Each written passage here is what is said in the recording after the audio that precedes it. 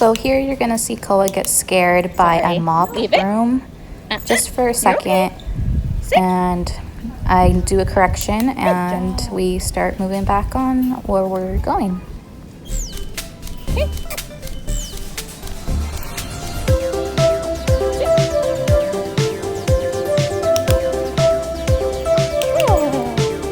That's what I like to see. Yes, good job.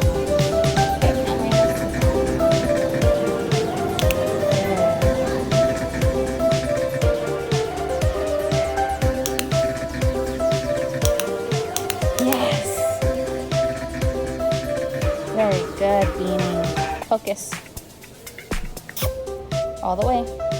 Yes. Good. Good job. Keep that focus. Yes.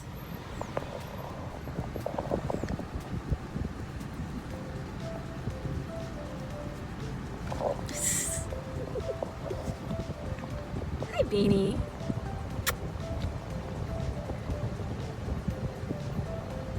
Is it hot? So I took Koa to Foodland to do some public access work today, and everything was going great, like really good. Like he was doing super well, and then out of nowhere, this toddler, she couldn't be more than 2.5 years old, comes barreling up to him, and the 2-year-old and Koa are practically the same size, and she like lunges at him and like starts petting him, but like not in like the nice gentle kind of petting, like I'm gonna grab all your fur kind of pet. And she kept yelling, she's like, auntie, auntie, doggy, doggy.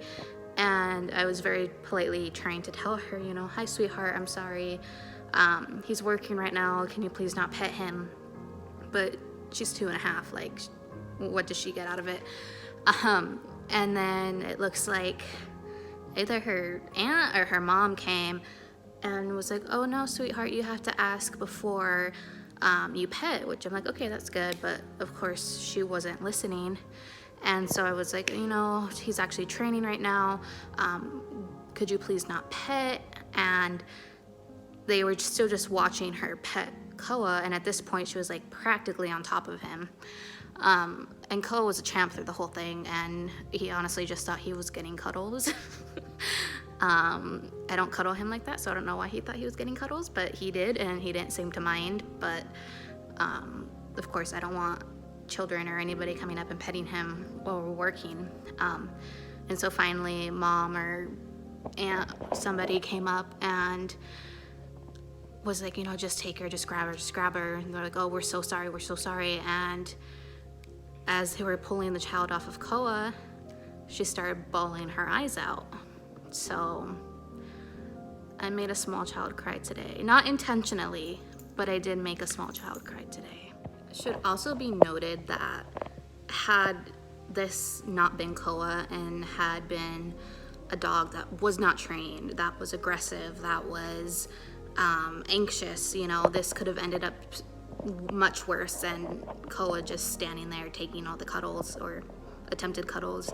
And it's really dangerous for small children especially to just run up to a dog that they don't know and start petting the dog or just being near the dog, because you don't know how reactive that dog is going to be. You don't know whether or not the dog is going to bite, is fearful, you know. It's just a really dangerous situation. So while I did appreciate them saying to her that she has to ask before petting the dog, you know, it would have been better had they been watching her and not shown up a minute after the fact that she was already trying to pet Koa and was basically just on top of him and just grabbing his fur, because, you know, Koa is trained to not react, and that's what he did. But had this been another dog, it could have been completely different situation. So moral of the story, watch your children and teach them about the proper way to behave around a strange dog, that you don't go up to somebody's random dog and just start petting it, you know.